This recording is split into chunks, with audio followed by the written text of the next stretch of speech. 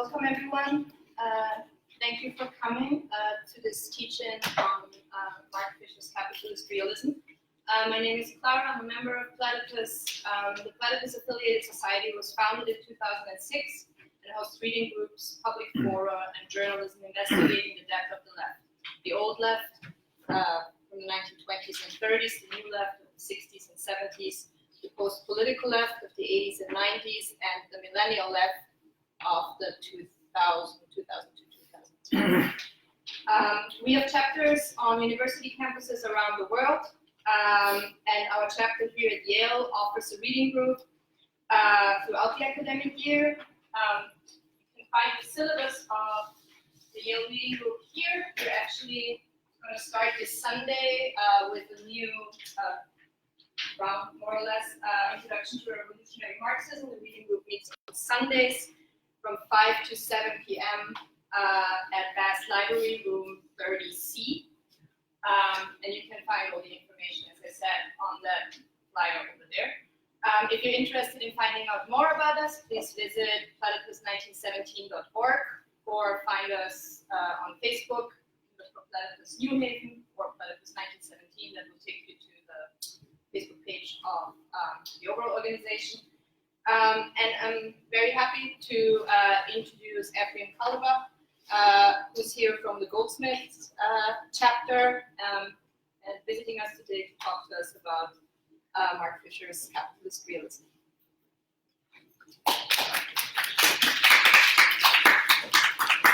Thanks, Clara. Can you all hear me all right? Yes. So as Clara said, I'm based in Platypus in London. We have two chapters there, one at Goldsmiths and one at LSE. Obviously, for those who know, Mark Fisher taught at Goldsmiths University, and he had a kind of huge impact on the students there. And there, he died 2 years ago, but recently there was the publication of this new anthology, K-Punk, which was a collection of blog posts and interviews. And there was the second Mark Fisher Memorial Lecture at Goldsmiths, which was given by Jodie Dean in January, which the Goldsmiths Platypus chapter attended. And the event was hugely popular. How much is huge? Well, there was 5 spillover rooms. And it was in a large lecture theatre, packed out with kids, and there were 5 spillover rooms to which they live streamed what was going on there.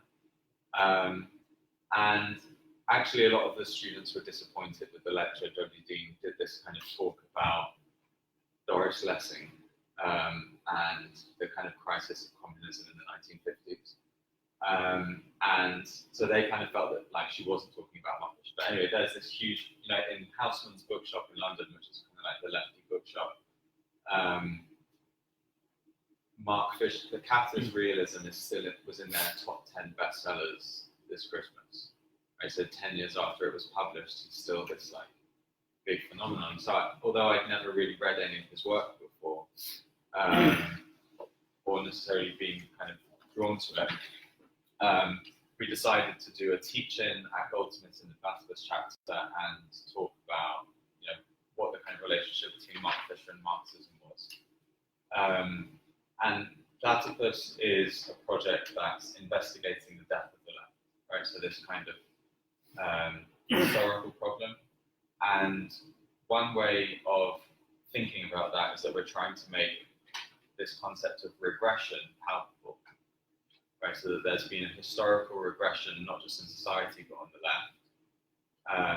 And that it goes back through this kind of timeline, which I've put out on the top. And that one way of making that kind of, making that regression palpable is to make these kinds of historical distinctions. So to distinguish between, these categories at the end are kind of, prognosticating about the present in some way. But these categories of post-political left, new left, old left, are ways of actually marking changes that otherwise might go unnoticed in order to think about how that regression is happening. So when we're talking about Mark Fisher, he's born in 1968, dies in 2017. He's part of this kind of 90s accelerationism cybernetic culture research unit at Warwick, this kind of what we would call post-political left. But really he's addressing the millennial left and the kind of fandom around Mark Fisher and the significance which his work seems to take on today is really directed towards the millennial left and what their kind of experience of the present is. But obviously he's drawing on a relationship to the new left and even the old left beyond that. And one of the kind of main points in the article which came out of this teaching, which I'm going to read as my presentation in a moment after I've done this kind of preamble, is that there's a big change in Mark Fisher's thought between 2009 when he writes Capitalist Realism and his last writings in 2016, 2016, and then he takes his own life in 2017. And that thinking about this kind of timeline, changes in the left and changes in forms of state capitalism, are ways of thinking about that he basically in the 2009, he has this kind of critique of the new left, which is how he tries to understand what's happened to the left. And then he shifts to kind of a positive engagement with the new left. So at the end of his life, he's working on this book called Acid Communism, which is a kind of reappraisal of 60s counterculture, which he had previously kind of said was the cause of some of the problems, what he called a pathology of the left. And another concept that we can maybe talk about more in the Q&A is this idea of accelerationism. So one of the things I wanted to investigate is what's the relationship between accelerationism and Marxism.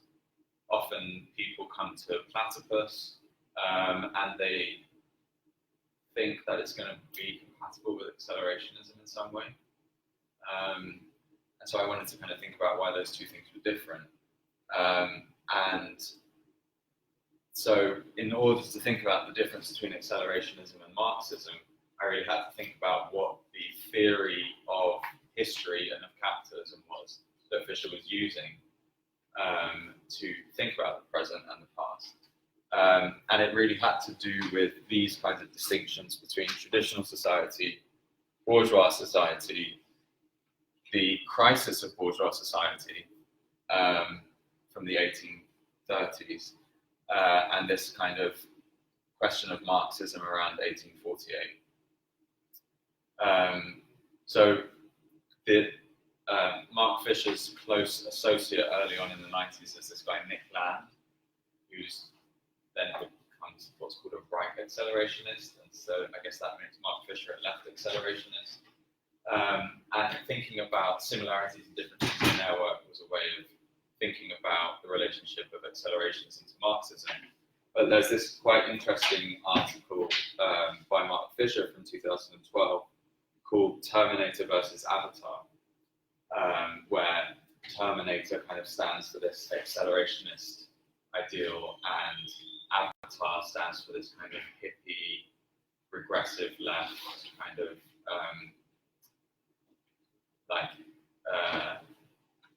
what the accelerationists hated about the 90s anti-capitalist left. Maybe everyone else in the room knows, but could you explain a bit about what accelerationism was? I will in a second.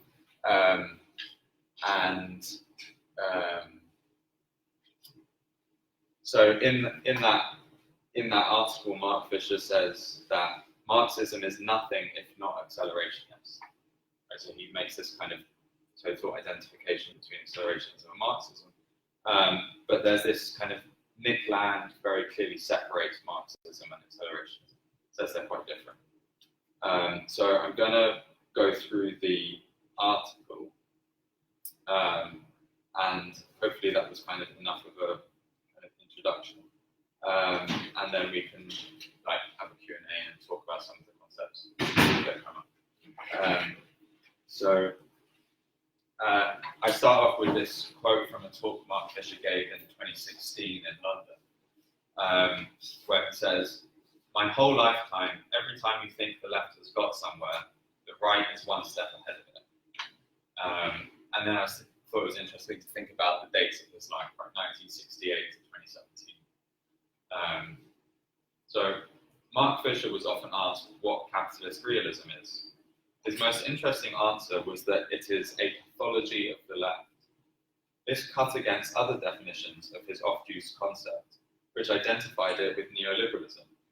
What ties the two together is implied in the subtitle to his 2009 book, Capitalist Realism, Is There No Alternative?, alluding to Margaret Thatcher's infamous assertion, "There is no alternative."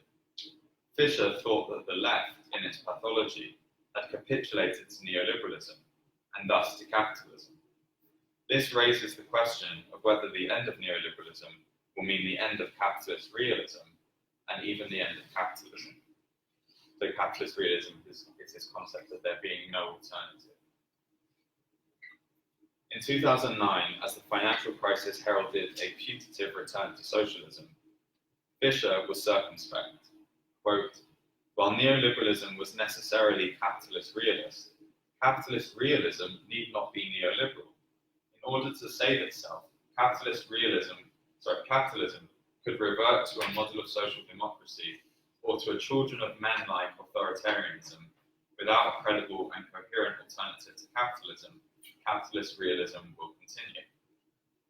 Mark Fisher accepted neither model, right, neither the authoritarianism nor a return to social democracy, because he was aware of how changes in capitalism had wrong-footed the left before. Indeed, as he put it in 2016, every time.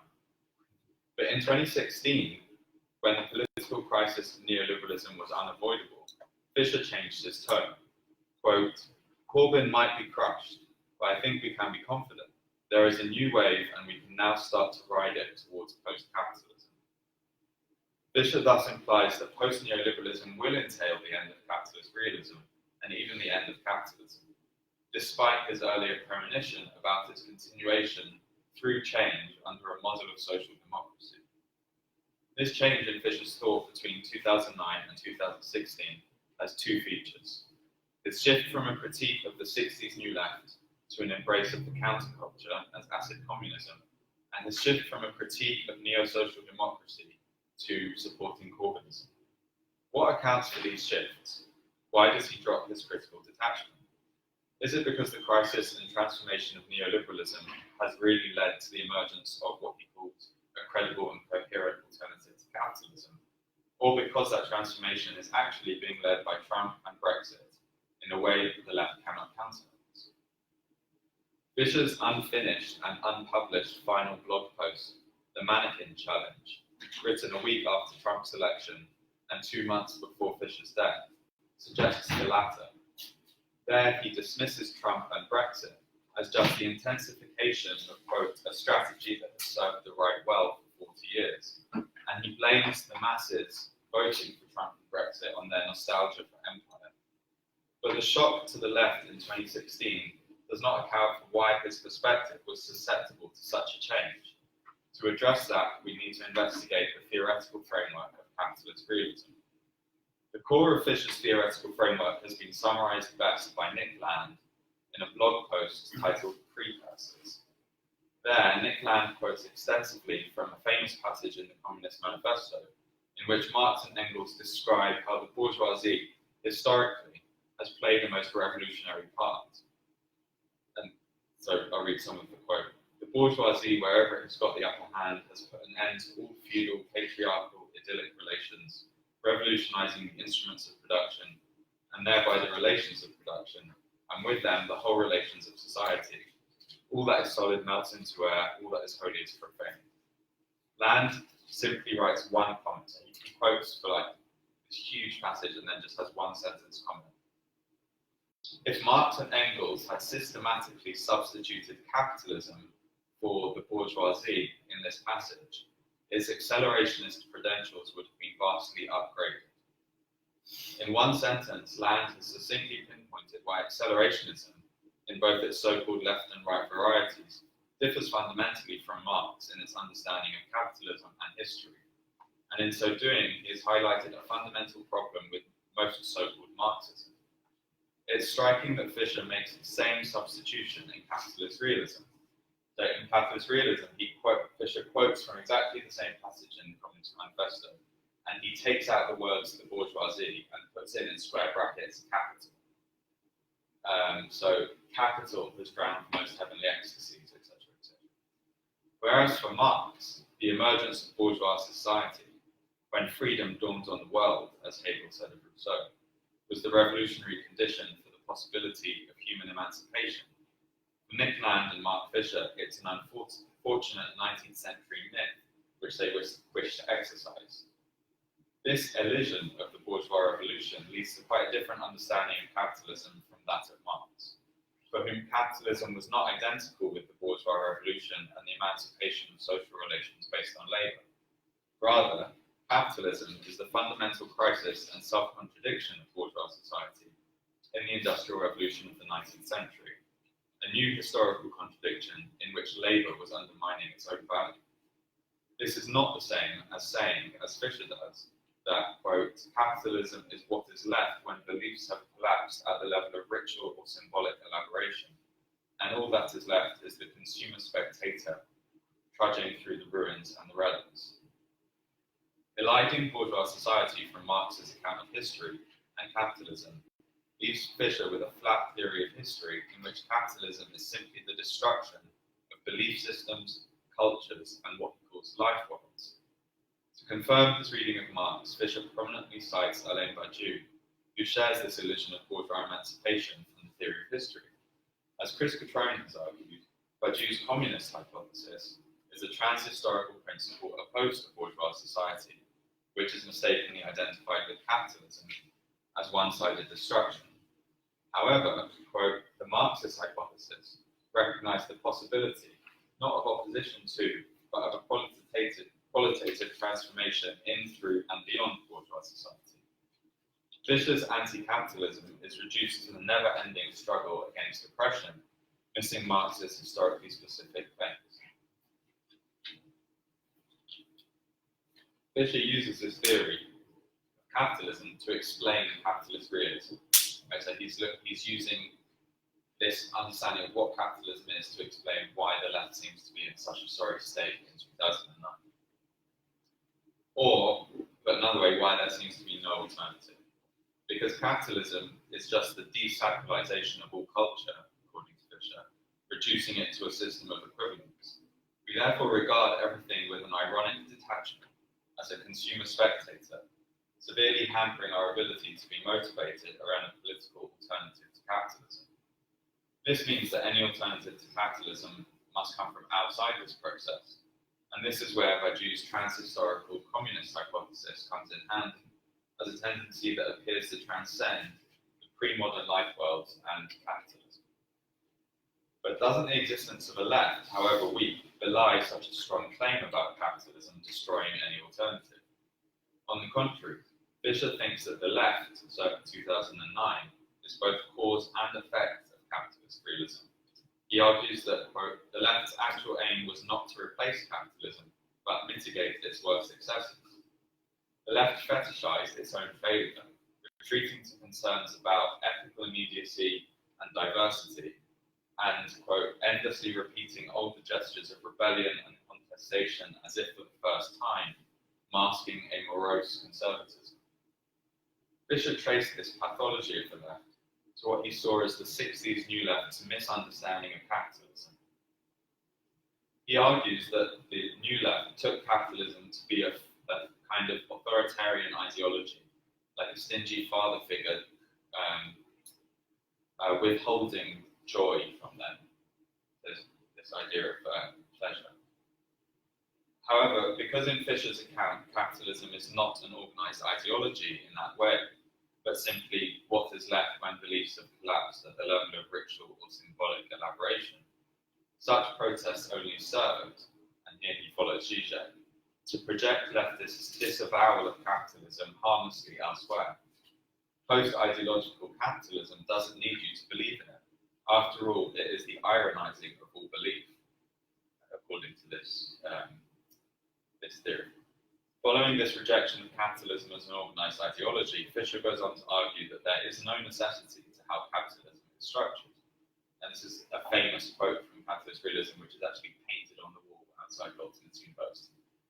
As any number of radical theorists from Brecht through to Foucault and Badiou have maintained, emancipatory politics must always destroy the appearance of a natural order, must reveal what is presented as necessary and inevitable to be mere contingency, just as it must make what was previously deemed to be impossible seem attainable.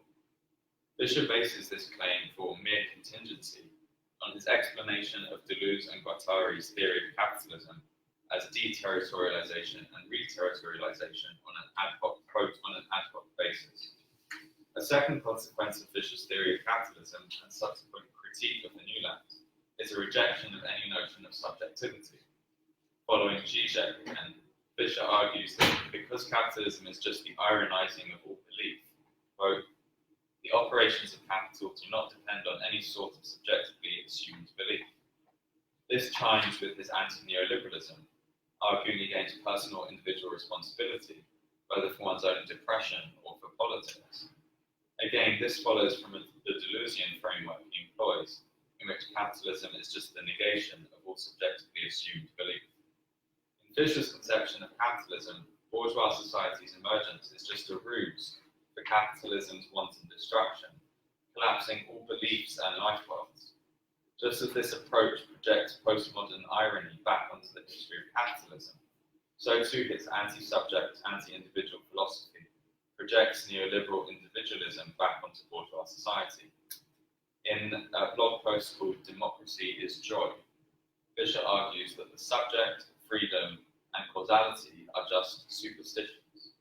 Like pre-modern superstitions, they are, in Fisher's Foucauldianism, a form of secular power, only superficially different from theocratic power. Kant's transcendental critique, Fisher argues, simply serves to prop up the fiction of the individual subject as the basis for the destructive economy of capital, which, quote, bent and melted the matter of this and every other world to fit its presuppositions, the greatest theocratic achievement in a history that was never human. In trying to overcome neoliberalism's individualism, Fisher accepts the neoliberal antinomy of individual and collective, simply inverting it. Thus he writes, when Thatcher said there is no such thing as society, she was only echoing the assumptions of Hume and Smith. But Adam Smith was nothing if not a theorist of society per se, for whom through free exchange, society itself grows to be what is properly a commercial society. By embracing mere contingency and rejecting subjectivity, it is Fisher and not Adam Smith for whom there is no such thing as society. Like Deleuze, Fisher takes up Spinoza as a solution to this problem, arguing that inserting oneself in this, quote, naturalistic matrix of cause and effect is the way to go for what he calls human beings who want to move in the direction of love and freedom. This naturalistic determinism is the perfect flip side to mere contingency. Like Badiou's communist hypothesis, the abstract invocation of love and freedom elides bourgeois society as the basis for thinking the conditions for the possibility of change, and oscillates between contingency and necessity, voluntarism and determinism. For Marx, the emergence of bourgeois society is crucial for grasping the theory of history and of capitalism, which is not, as Fisher has it, all that's left when all beliefs have collapsed, but rather the self-contradiction of bourgeois social relations under conditions of industrial labour and industrial capitalism. In this sense, contra Fisher and Zizek, Marx thinks that capitalism in some way does depend on some subjectively assumed belief, namely the bourgeois consciousness of the working class demanding the value of its labour, which reproduces capitalism from below. Thus, Marx sought to critically grasp how the working class, expressing the self-contradiction in its demand for its bourgeois rights under conditions of industrial capital, could become conscious of the need to overcome itself, to abolish itself.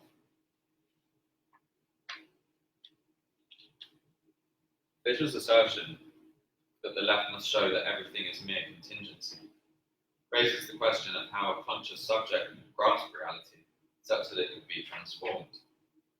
Right? If everything is merely contingent, there's no way of grasping it. He produces the old antinomy of necessity and contingency, one-sidedly endorsing one and then the other. Marx registered this antinomy in response to the rise of Louis Bonaparte in 1848-52, whereas for Victor Hugo, Bonaparte's rise to power was the contingent result of the violent act of a single individual. For Proudhon, it was the expression of a necessary historical development. As Marx put it, while for Hugo it was like a bolt from the blue, Proudhon, quote, falls into the error of our so-called objective historians. Marx himself tried to grasp these two opposed interpretations, necessity and contingency, determinism and voluntarism, critically as a dialectical antinomy that pointed beyond itself. Because Fisher, following Deleuze and Badiou, elides bourgeois society, he elides the basis of not only the working class movement for socialism, but its critical self-consciousness in Marxism. As Lukács put it, because the proletariat's practical goal is the fundamental transformation of the whole of society, it conceives of bourgeois society, together with its intellectual and artistic productions, as the point of departure for its own method. But for Fisher, there is no bourgeois society, and so there is no point of departure from proletarian class consciousness. We are left with mere contingency. Fisher is forced to find some kind of outside, Badiou's communist invariant or love and freedom, or as we'll see later, acid communism. Marx saw the proletarian class struggle as the symptom of the self-contradiction of bourgeois society, in which right met right, i.e. the equal rights of capital and labour. Capitalism is an historically unprecedented problem of social domination. But for Fisher, on the other hand, the class struggle is the trans-historical struggle of the oppressed versus the oppressors, or human beings who want to move in the direction of love and freedom versus what he calls in Democracy is Joy, the grey Anglo-Saxon Protestant capitalist sorcerers. The liquidation of bourgeois society from Marx's account, thus leading to the embrace of mere contingency and its counterpart determinism, and the rejection of subjectivity is the basis on which Fisher accepts the neoliberal framework, merely inverting its values. The Badiouian Deleuzian account of capitalism Fisher builds on is compelling to him because it confirms his one-sided anti-neoliberalism, in which Adam Smith is thrown under the bus because we all hate Margaret Thatcher, and we can will away there is no alternative by declaring capitalism to be mere contingency. For example, the rejection of subjectivity in order to go against supposed neoliberal individualism, instead embracing collectivity or community, remains within the neoliberal framework. As Gillian Rose wrote in Morning Becomes the Law, diagnosing the early 1990s, the period of Fisher's intellectual formation in the cybernetic culture research unit, we have given up communism only to fall more deeply in love with the idea of the community. Neoliberalism did not just depend on individualism, but a fetishization of the community. They formed an antinomy, neither term of which grasped society. Fisher's liquidation of Marxism by eliding bourgeois society from the theory of history is a symptom of a common trend on the left, and not just in recent decades.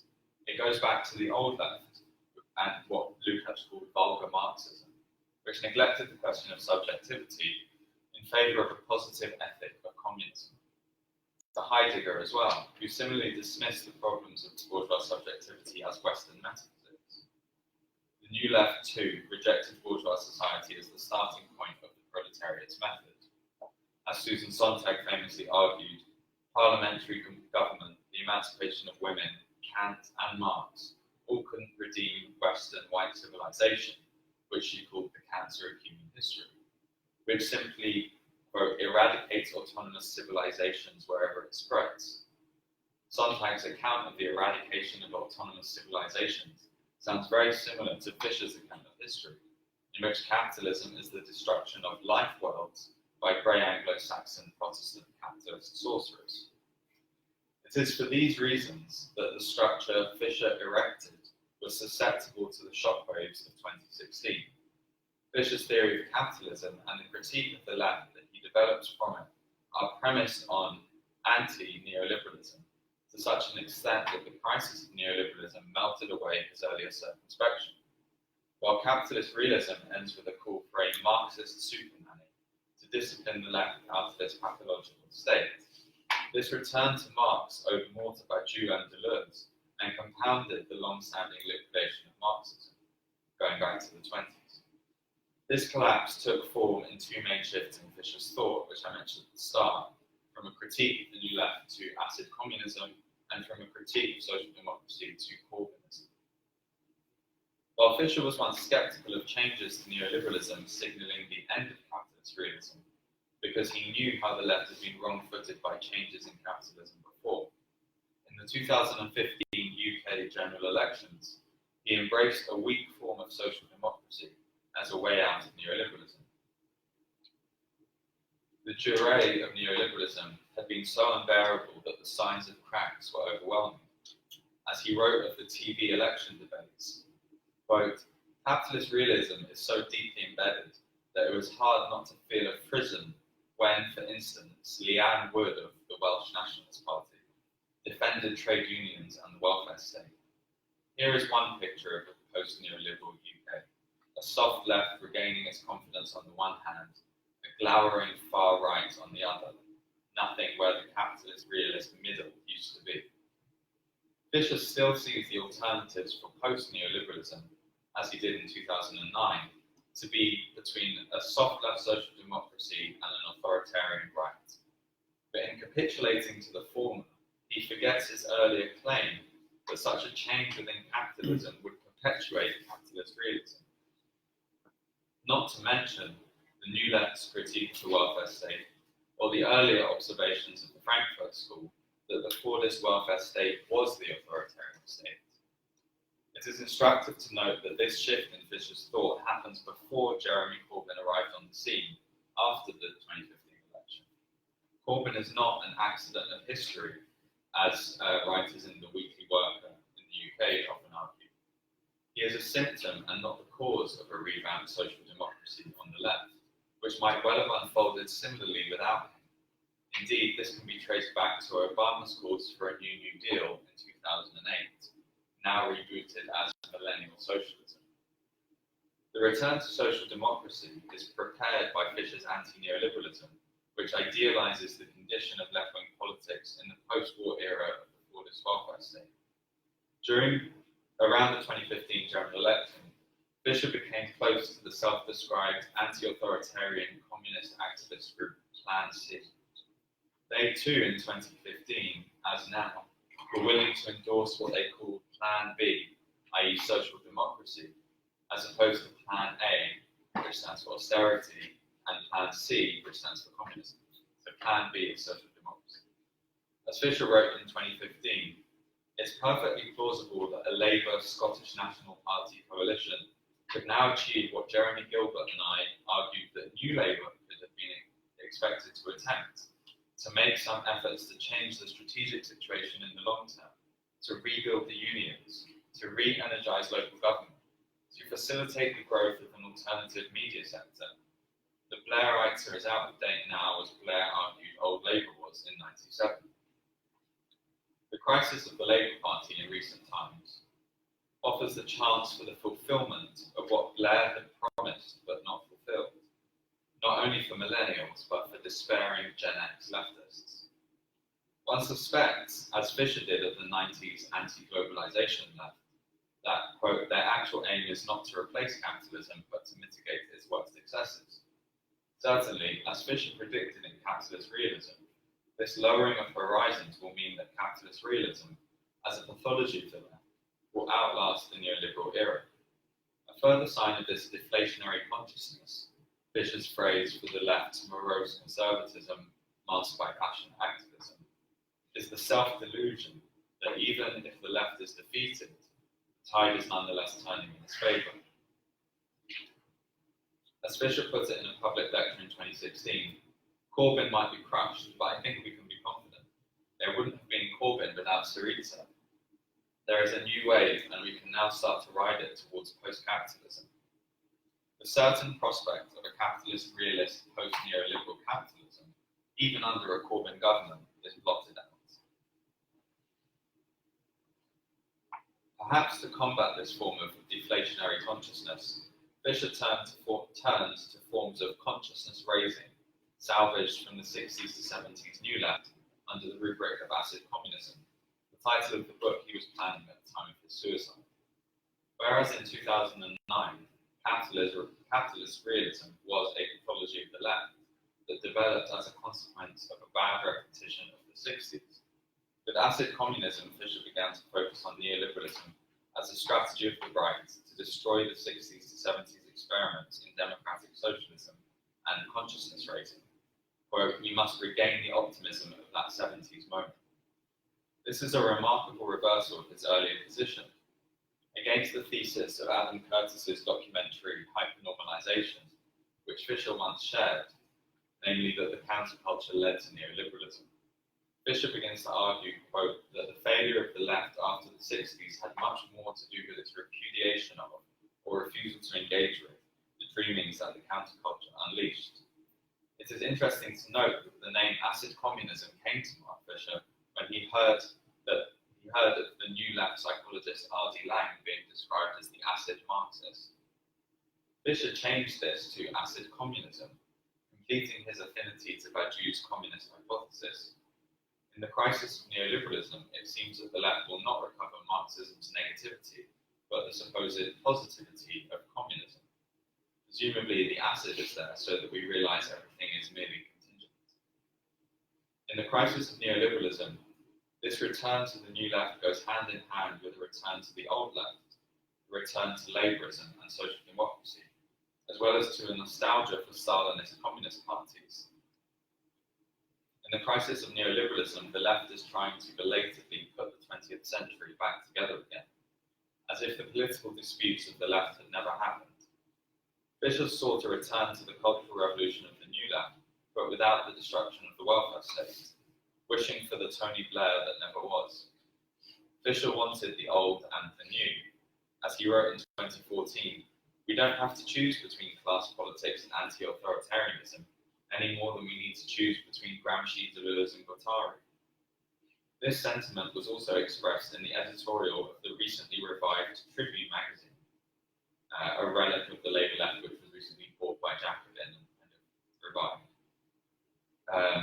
The editorial to the first issue is titled "The Old and the New," and affirmatively quotes Michael Foot saying the old dogmas are as good as ever. But putting the old and new left back together again in this way is not an act of remembering, but an act of forgetting.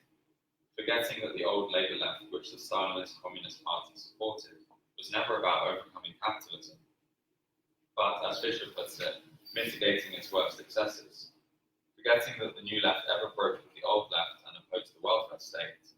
Forgetting the critique of the new left's abandonment of politics for the gesture of oppositional culture. Forgetting what it saw about the past because it has not been overcome. Fisher was well aware of this type of forgetting. In Capitalist Realism, he describes how, quote, "forgetting becomes an adaptive strategy. By editing out the point of suture, we can accept the incommensurable." The left participates in this forgetting in order to convince itself that there's a new wave and we can now start to ride it towards post-capitalism. The collapsing of the millennial left into the Labour Party has reconciled the previously incommensurable by adding the old and the new together and lowering their horizons, compelled by a fear of the new, which is inevitably coming from the right. But as Fisher put it a decade ago, resistance to the new is not a cause that the left can or should rally around. To read Mark Fisher against the grain would mean to re-expose the sutures in the history of the left and to expose what is still sought.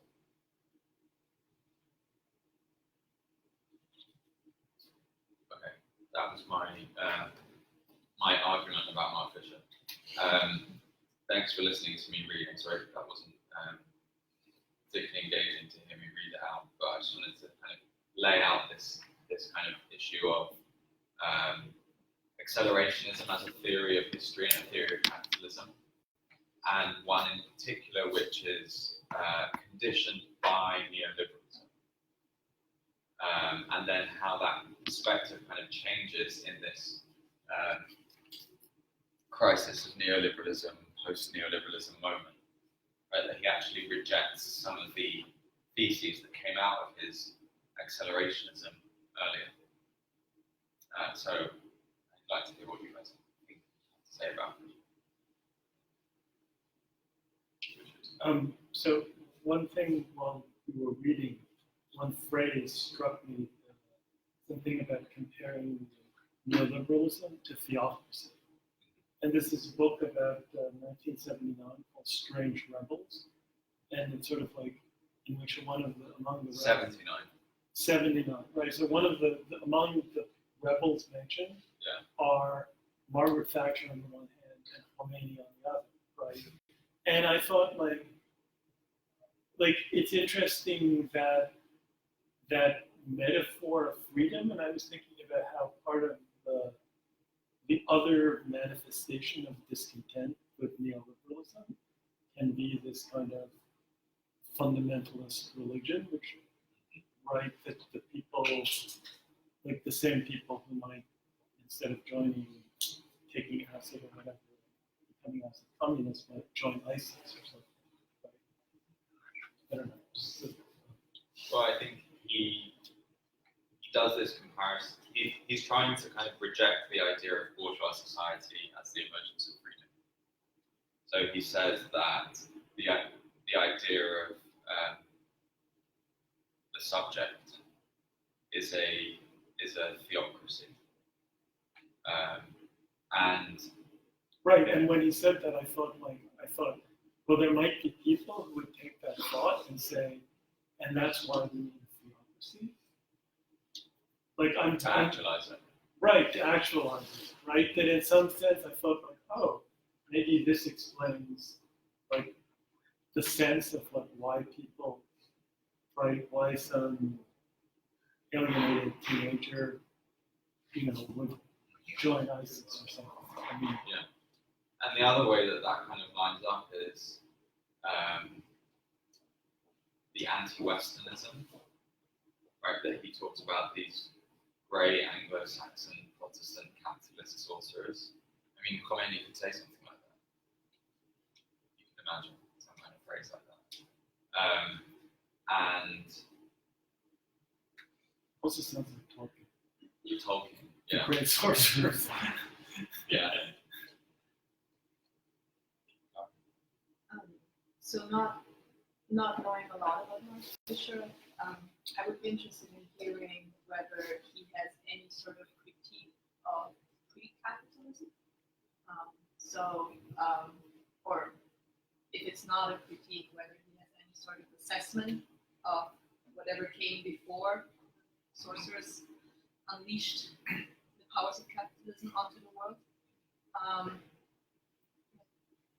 Well, one way he talks about it in capitalist realism is life worlds. Mm-hmm. And he is quite ambivalent about it. Right? So there seems to be these systems of belief and communities that capitalism comes along and destroys, and that it's just this kind of tyrannizing of all belief in something. In his kind of best accelerationist mode, particularly in his article Terminator versus Avatar, he's quite clear, like, there's no going back, we don't want to go back to peasant society. That's precisely what the anti-globalization and movement in the 90s is wrong about. We're hyper-modern, we're accelerationists. We need to go through the shit of capitalism, through the metal, through the Terminator end of the world type of stuff. And so there's that kind of perspective. The problem I try to get at is that without kind of thinking about this moment of bourgeois society, you can't really think about what that means. So that kind of wanting to accelerate through capitalism actually kind of comes full circle, gets him stuck in all kinds of ideas about community community and anti-individualism. So it's the idea that we have to go through the terminator phase in order to arrive at avatar? No, that we need to go through. Well, yeah. The avatar is bad, right? Well, but if you, Well, so the avatar thing is that it's this. He takes it up from Zizek, this idea that we disavow, like the bad leftism is just disavowing your anti-capitalism onto some kind of projected image, and that it's a way of not actually dealing with capitalism, which I think there's a lot of truth to that.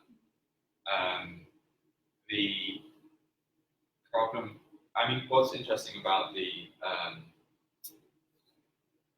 Terminator versus Avatar article, he's talking about this book, Libidinal Economy by Jean-François Lyotard, where he talks about how the English unemployed in the 1830s actually enjoyed it, right? That they had a kind of, they enjoyed being in the mines, they enjoyed like being totally destroyed, like they actually really liked it.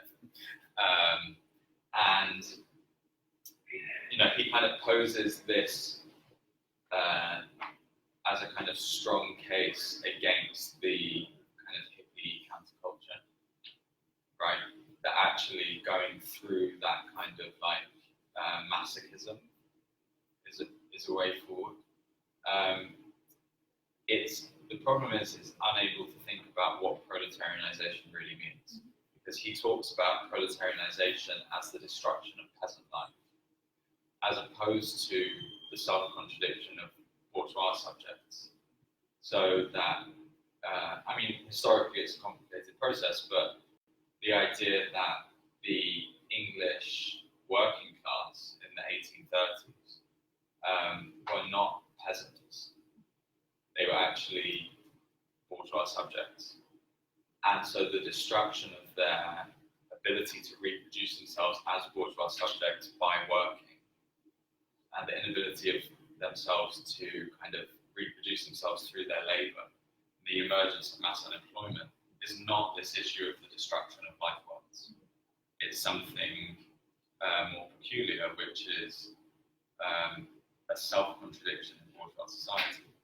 And so things like the emergence of socialism as a demand become really mysterious. Like, why would that ever occur? Or even the political forms that the working class take also become really kind of, so it's actually unable to think how the working class could ever organize itself on any basis to overcome capitalism on its own terms. Instead, it actually leads much more honestly to Nick Land's right accelerationism, where you just drop all this like supposed affinity to Marx. Can you give a history of acceleration for us, or like the basic ideas? So it comes up in the 1990s. There's people like Ben Noyes, Nick Land, Mark Fisher. They were all English. This was all a British phenomenon. Yeah, and then later on it becomes associated with people like Alex Cernacek and Nick Cernacek and Alex Williams, who are like the left accelerationists circa 2010.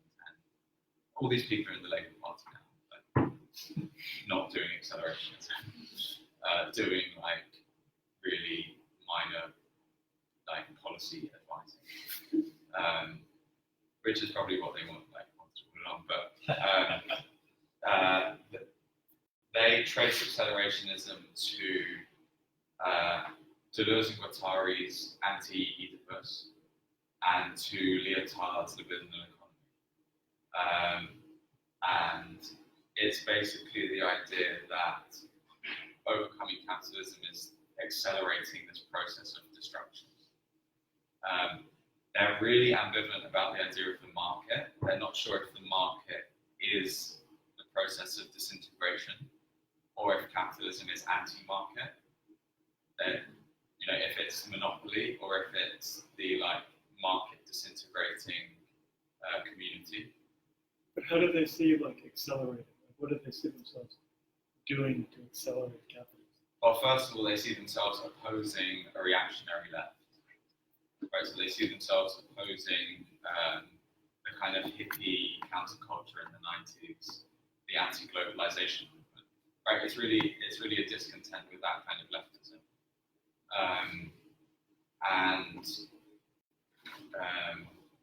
They in one of the quotes that they use from Anti-Oedipus, so they say, so this is a quote from Deleuze-Guattari, which is the revolutionary path? Is there one? To withdraw from the world market, as Samir Amin advises third world countries to do, in a curious revival of the fascist economic solution? Or might it be to go in the opposite direction, to go further still, that is, in the movement of the market, of decoding and deterritorialization? For perhaps the flows are not yet deterritorialized enough, not decoded enough. From the viewpoint of a theory and practice of a highly schizophrenic character, not to withdraw from the process, but to go further, to accelerate the process, as Nietzsche put it. In this matter, the truth is that we haven't seen anything yet. So that's the kind of like Deleuze-Guattari quote that they kind of base accelerationism on. One thing I'd point out about that is this, often in Platypus, this other Nietzsche phrase is quoted, if something's falling, give it a push, right, which has a kind of similar sound, but the way it's used is to make it subjective, right? To make something that seems to be happening anyway, to push it to make it an outcome of your own action. Whereas in this accelerationism, it's very unclear where the kind of subjective engagement comes.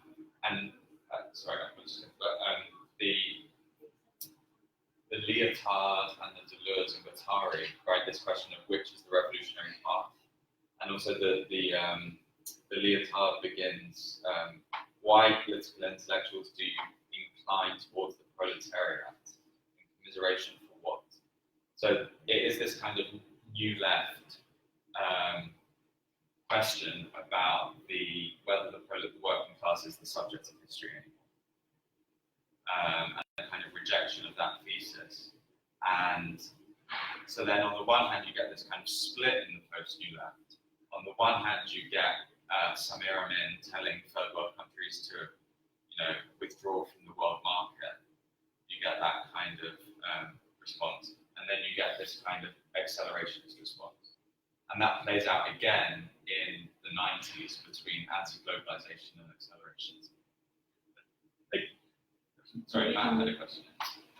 So, actually, what you just said about this question that emerges in the late 20th century over the sort of working classes and its subject of historical change dovetails nicely with what I was going to ask, which is so reconstruct this then, right?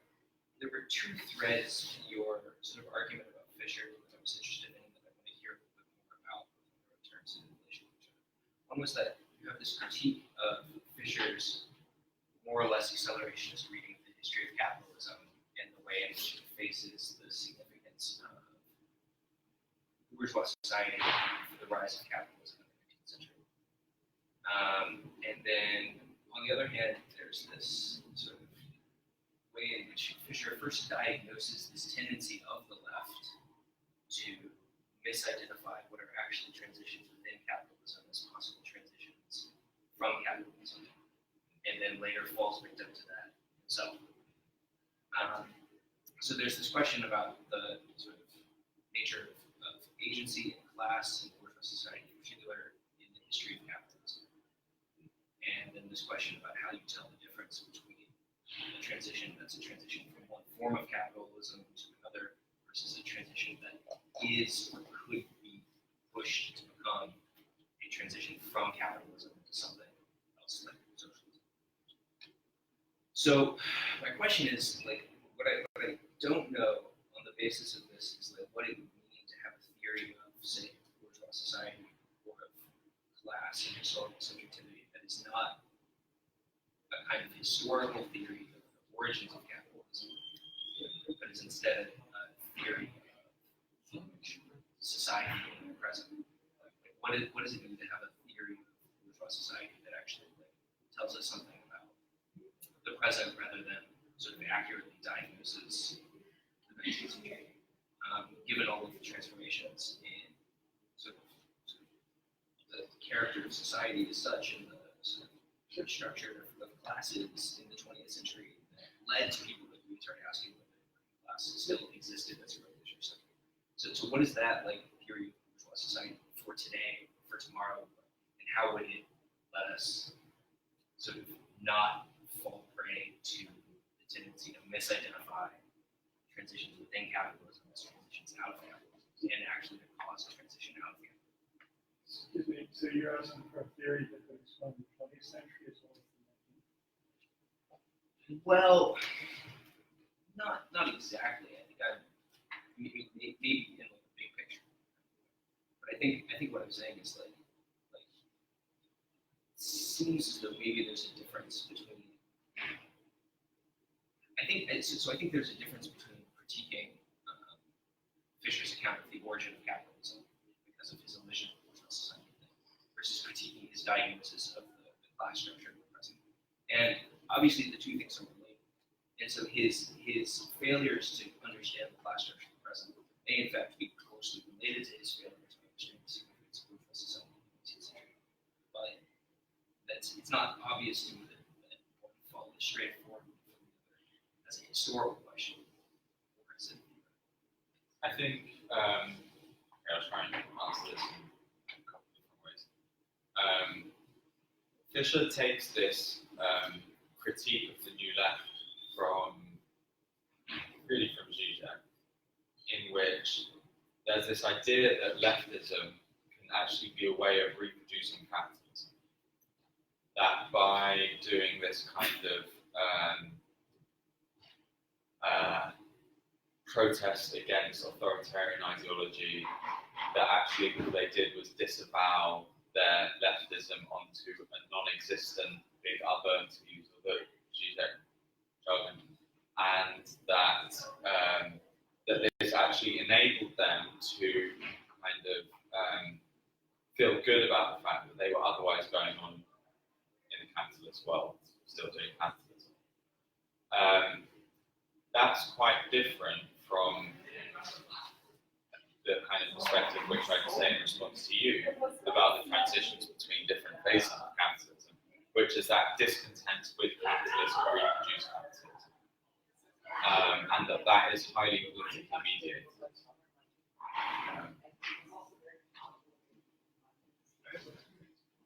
Hold on, let me just finish this. So that the importance for the theory of bourgeois society, thinking about that, is that it's people's bourgeois discontents with capitalism, right? The fact that capitalism is not able to, that people want to essentially in some form or another reproduce bourgeois social relations, and constantly trying to do so, and that those are constantly being undermined. And that those discontents have various political forms, and that those are mediated through different forms of state capitalism. So that the New Left appears as a discontent with the New Deal Fordist welfare state,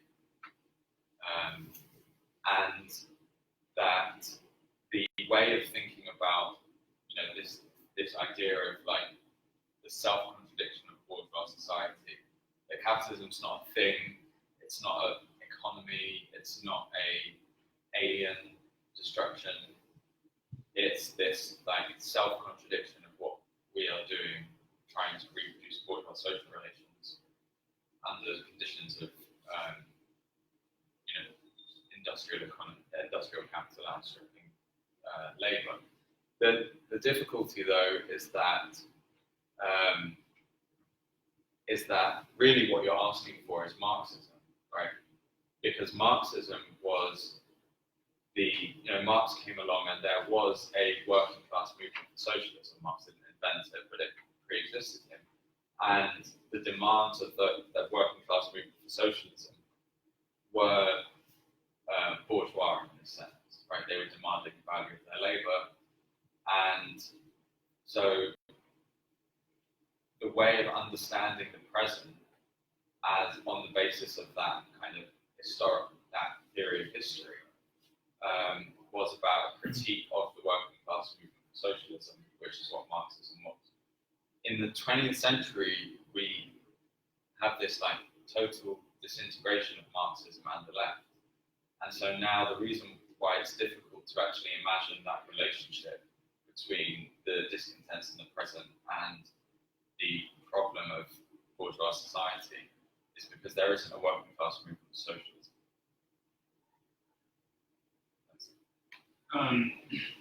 Related to that, I don't really know very much about accelerationism, but I'm also wondering if, is the contradiction of the value form in view for them at all? Just to say, they even have a theory of objective. Because I'm trying to just understand also what is capitalism for the accelerationists? Like, what is the contradiction that they're trying to accelerate?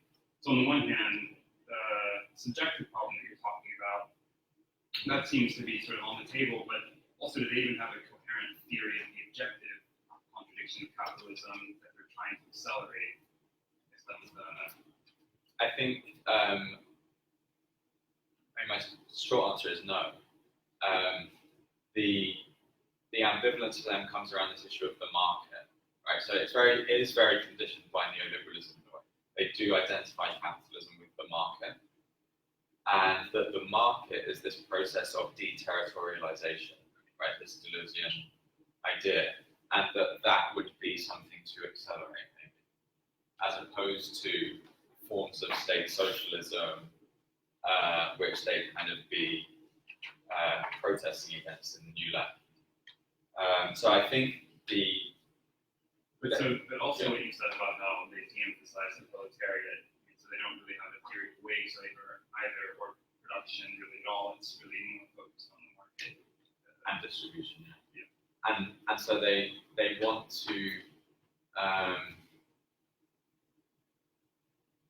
They do have a theory of proletarianization, but it's just about the destruction of life worlds. Yeah, right. Which is what the market seems to be. So they actually, that's why they conflate capitalism with bourgeois society, because the emergence of the market doesn't appear to be, the ability to sell your labor freely doesn't appear to be anything to do with freedom, but to do with this kind of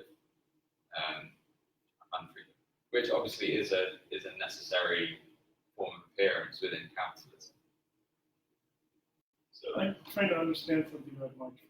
So when you brought up Samir, right, and this idea of autarky. Yeah. Well, I didn't. Deleuze and Guattari did. Okay, Deleuze and Guattari. But okay, so Samir, I understand, is a Maoist, and that's a political program and a kind of convention. Bad political program in my system, but it's a direct political program. It's not clear to me if like Mark Fisher and the Accelerationists really have a political program, or it's just kind of cultural criticism of capitalism, because it doesn't seem there's any concrete politics that really flows from this, more a question of cultural attitude, unlike Samir Amin, who has a concrete political program. Yeah, I think that's true. And I don't know what it would mean. I don't think Deleuze and Guattari have a concrete political program. But it is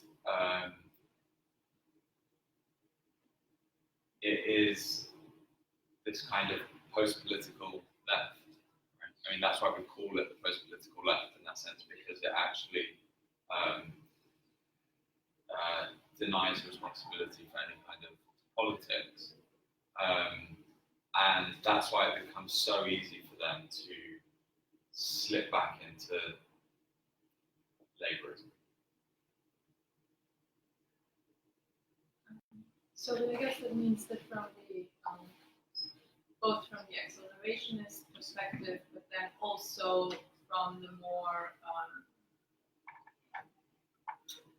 going to call it romantic perspective that Fisher had later on, the left is necessarily and has always been a conservative force, right? So what's revolutionary is capitalism, and then the role of the left is basically a conservative one, to either preserve, I don't know, a road to love and hope, or preserve life forms. So is there, so in that, I mean, so basically just asking if I get that right, because I don't really understand how else it could be if, yeah, if it's like capitalism as such, that's like revolutionary, but then is only understood to be a destroyer and nothing else. Yeah, I mean, I think I'll read a bit from the Terminator versus Avatar, but I think that's why Nick Land's just more honest than Mark Fisher, because they follow that line, but then there's still this need to be left wing, and not really sure what that means. So they then try and like mix in all other kinds of stuff, and it becomes a bit. But so he does this whole thing about leotard and the English working class loving eating chips, sausage patties, and, all this stuff. So he says, what does this have to do with the left? Well, for one thing, Nick Land, is the kind of antagonist that the left needs. If Land's cyberfuturism can seem out of date, it's only because the same sense that jungle and techno are out of date. Not because they have been superseded by new futurisms, but because the future as such has succumbed to retrospection.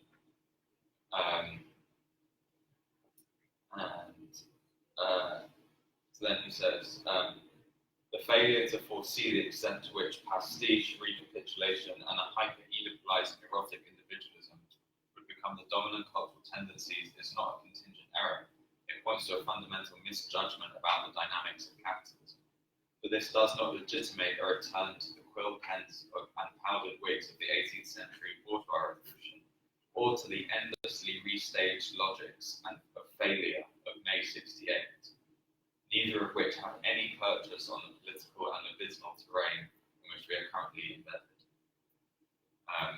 So in a way, he's trying to kind of leverage this opposition between like accelerationism and the left into something that doesn't quite exist yet. And it's just interesting reading that, like the endlessly restaged logics of failure of May 68. And then in 2016, he was writing Acid Communism. So I was trying to think about why that was shaped. Did you have a question?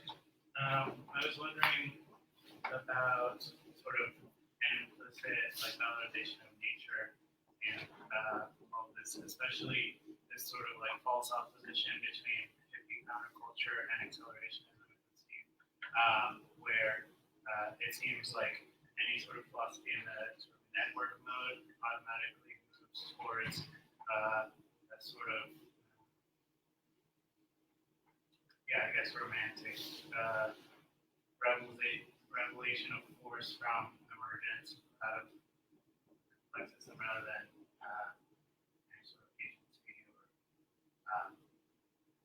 it just seems like that's what's at play, and it sort of goes into hibernation in mid-picture, and then perhaps it comes out again in the acid communism phase, and the re-examination of sort of hippie romanticism. Well,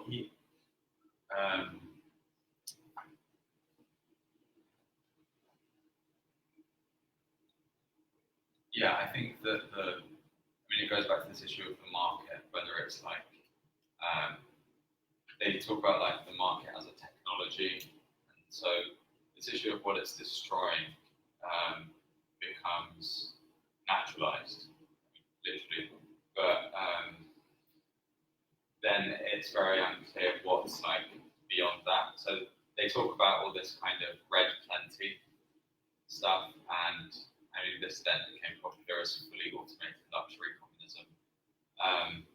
But it does seem to kind of, I think the way Clara put it was that you need to go through Terminator to get to Avatar. And there is a kind of, I think because the opposition doesn't really work, they just fall back into each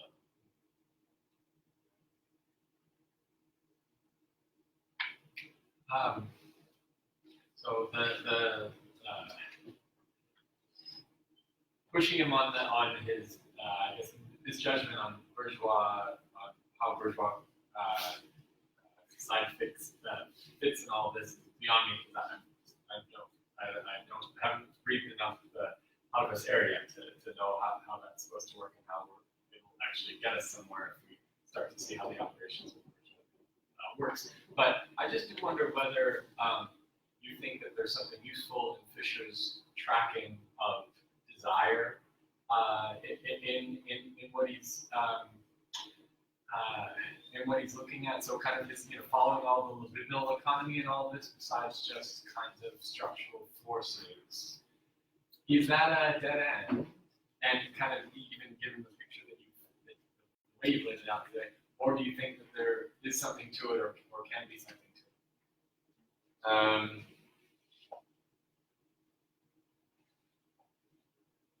I think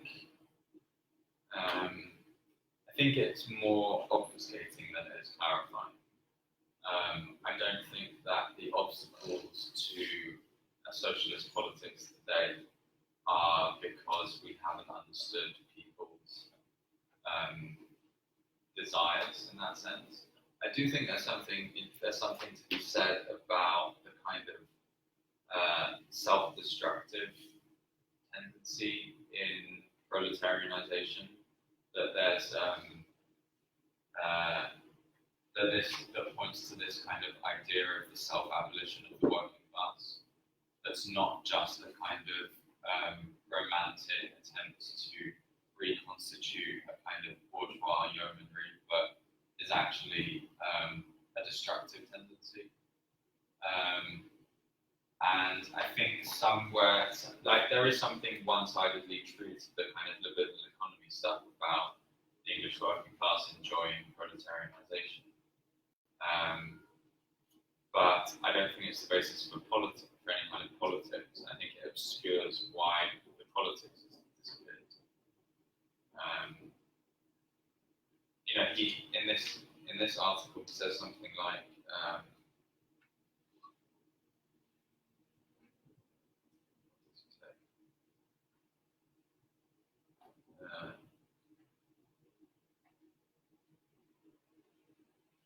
I can't find it now, but he's trying to get at instrumentalizing libidinal energy for politics, and I'm not sure that that's kind of what's blocking politics. There's plenty of libidinal energy going around in mainstream politics. If that makes sense. The question is what politics, instrumentalize it to what? And that's not really clear in the argument. I think Corbynism is within the Yeah, they do. Right, so in the essay, Democracy is Joy, which I quoted from, which is like a blog post about, it's in 2015, and he's talking about the UK German election, but he's also talking about the Greek Aussie vote. He gets this, he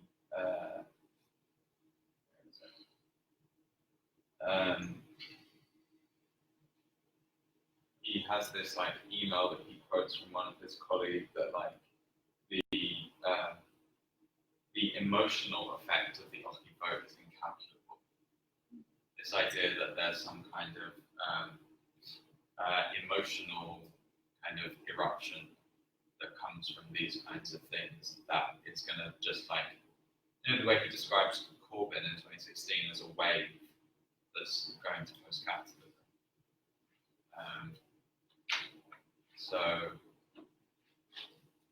And then of course there are people who have coined the term acid Corbynism, right? And it's an attempt.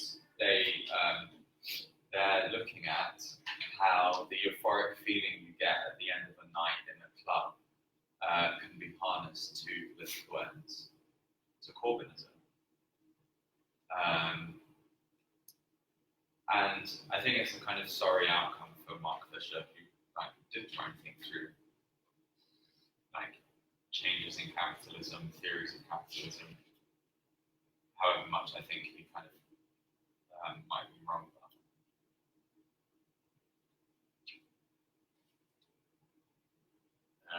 What do you think the future of these ideas is? The future of acceleration. Maybe you could actually speak a little bit more in that context about the lecture Jody gave and why you know. I think you said that you felt that it wasn't that well received, although it was highly anticipated.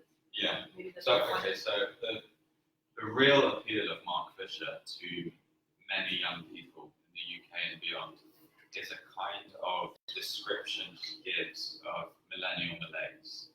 He describes his students as depressed and dyslexic and like kind of chronically dyslexic, being unable to read, driving around late at night listening to Drake and Burial and all this kind of sad music, and kind of wallowing in this kind of like end of the world is the interminable 90s or noughties kind of way. And for those people, 2016 was a huge shock and incredibly upsetting. And what they want when they go to a Mark Fisher lecture is to hear more of that kind of stuff as a kind of palliative. Right, so the lecture was followed by an after party called 4K Punk, which was his blogging name, and you're supposed to like look out for each other, you know, like kind of have this kind of collective experience. It's basically a kind of group therapy session, and that will have some kind of legs into this kind of post-neoliberal moment, but then it will kind of fall away. And the accelerationism stuff is already dead. I mean, the fact that Alex Williams and Nick Cerner are Labour Party policy advisors in some like minor capacity is, you know, they're attempting to do the opposite of accelerate the market, if that's like what accelerationism was. Jodie Dean's lecture was really kind of weird. She, you know, the other whole thing of Mark Fisher, which he's kind of notorious for, which I didn't get into, is this essay Exiting the Vampire Castle, where he basically has a critique of identity politics. And it's a very strange article. He kind of like endorses Russell Brand as a working class hero. And it's around the time of it's just after the crack up of the SWP in the UK over a rape crisis. And there's a lot of kind of blogosphere kind of recriminations. And actually Mark Fisher is hounded for this, for criticizing identity politics. But something that comes out of that is this idea of being a good comrade, right? That you shouldn't kind of have this kind of Stalinisty denunciations of people just because they use the wrong language, or that they might, you know, not know the correct PC terms, but we need to be good comrades. And so Jodie Dean's lecture was based on this idea of the good comrade, which is actually the name of a song that the Nazis popularized. Something that Adorno points out. But anyways, and she focused on this crisis of communism in 1956, and Doris Lessing's The Golden Notebooks, how it describes a crisis in the South African Communist Party. They find out about the denunciation of Stalin, and they have a crisis of meaning. And Jodie Dean kind of sees it as the beginning of postmodernism, because the Communist Party falls apart and nothing means anything anymore. And B, the kind of recriminations that come out of that are that she sees as the origin of this kind of identity politics call-out culture. So the political implications of that are unclear, but that kind of left the Mark Fisher fans in the audience feeling dissatisfied.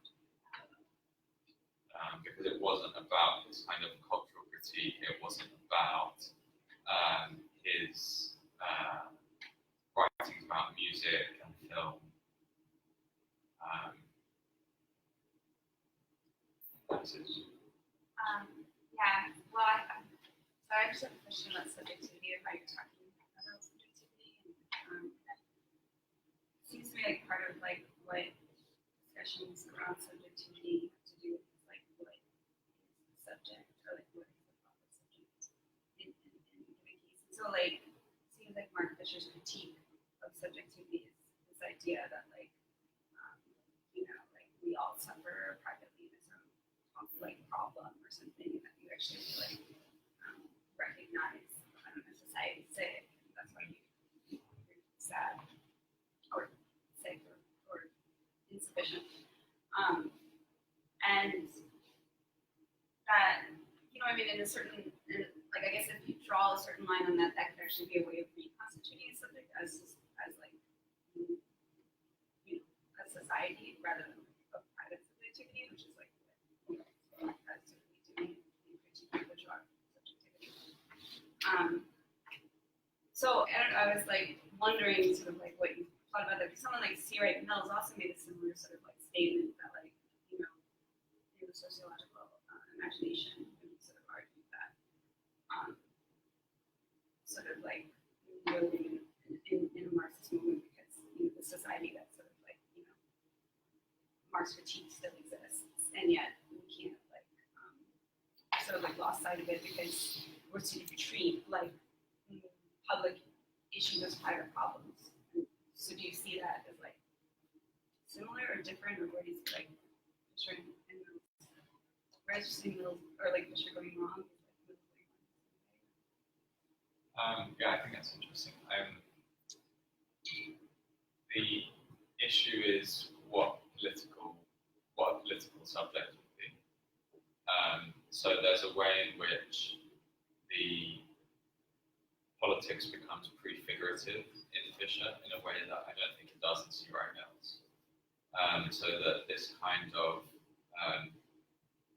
it kind of puts the cart before the horse in that a anti-individual kind of collective subjectivity would be able to prefigure a politics as opposed to a politics constituting the subject.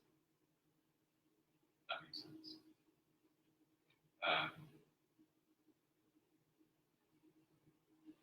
I think that's one of the kind of problems that we face in the absence of, seemingly in the absence of a working class movement of socialism, that we're posed with this problem of almost reconstituting the subject before the critique then. I mean, I don't think there's anything necessarily wrong with Fisher saying that society privatizes mental health. And it does, there's this kind of, he actually writes quite well about the kind of expansion of clinical depression as ways of biologicizing mental health rather than thinking about social problems. I think that's absolutely true, and it's kind of like part of this like period we've just lived through. But I think when he gets into relating that to the problem of capitalism, it falls apart.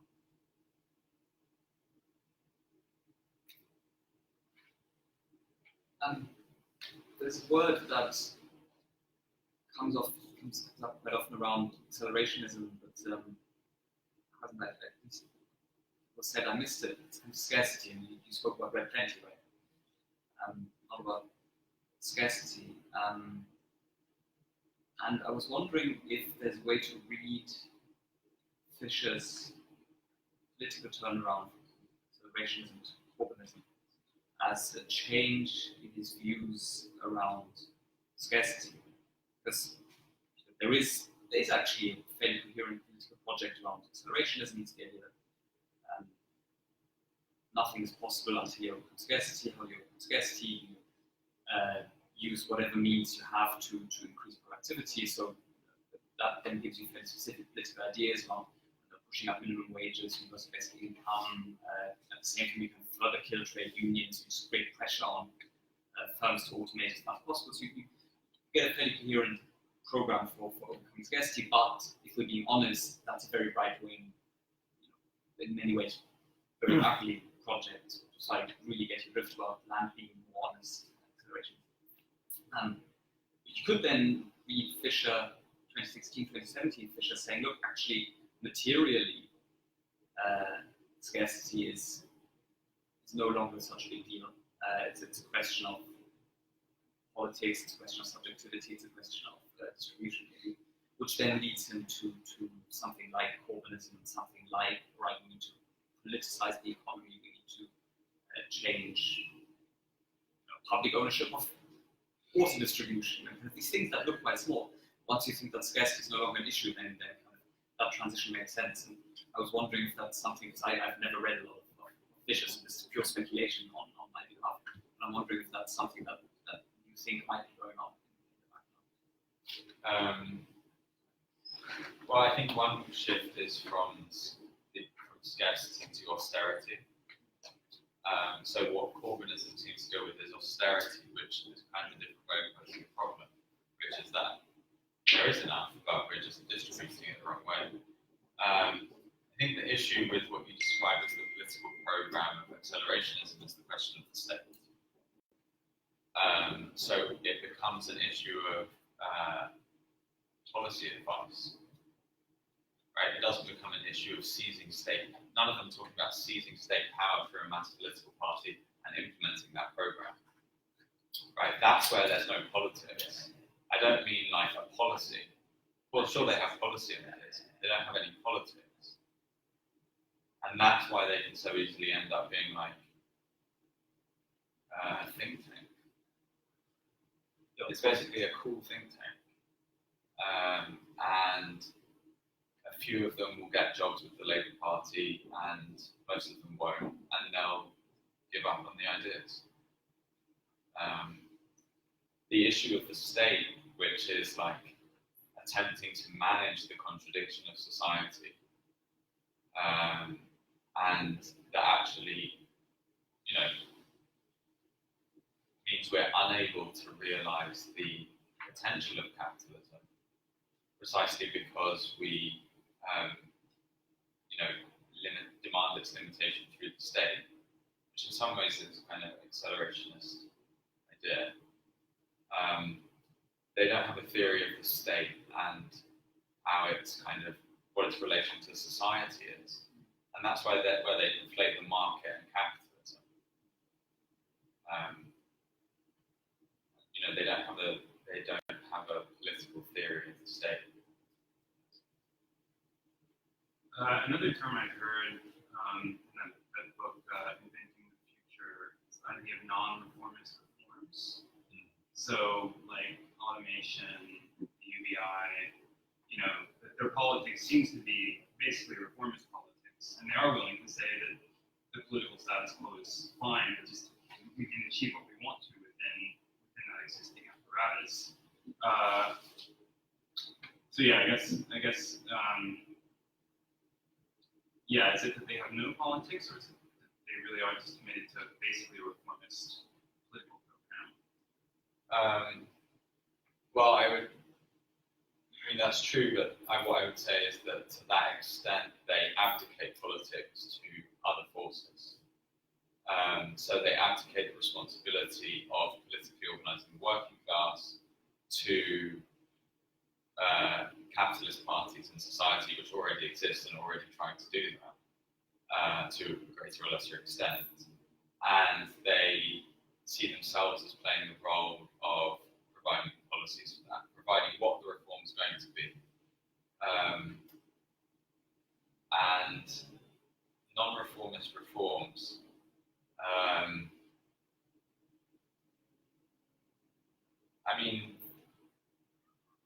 it's not. It's you could say that about any reform, and UBI can also be seen as a form of austerity, as a way of dealing with unemployment in society in a different way, rather than paying welfare, rather than having to pay for other jobs programs. I guess in that sense, there are kind of one question I'm kind of slightly interested in is where this desire or need to be Marxist comes from. It's clearly not Marxists, and yet there's this: our reforms can't be reformist reforms, and our accelerationism has to be Marxist, and we have to. Deleuze and Guattari, for all whatever the big thinkers of French postmodernism, were just explicitly anti-Marxist and fine with it. They didn't feel the need to kind of add Marx into the mix, and it is this kind of peculiar thing where they're kind of followers in the 90s and feel this need to be. They can't kind of maintain the ambiguity which their postmodernist predecessors maintained towards politics.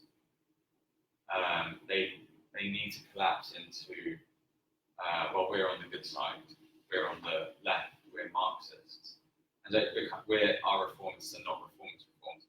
It becomes the postmodernism becomes even weaker. The Marxism becomes even weaker, and you get this mush of the two. And I'm really not sure where that desire comes from, why they feel the need to do that. One volley would be that Fisher was an engaged labor organizer for a long time, and he talks about it often. So maybe that didn't make him an orthodox Marxist, but I'm sure that he was working a lot with Marx doing that. On the question of the program for accelerationism, I think in my reading of it, I'm a lot more impressed by the initial manifesto that they put out and what later came out in the Inventing the Future, which does kind of follow closer towards communism. They consider their project Promethean. It is a very maximalist project. It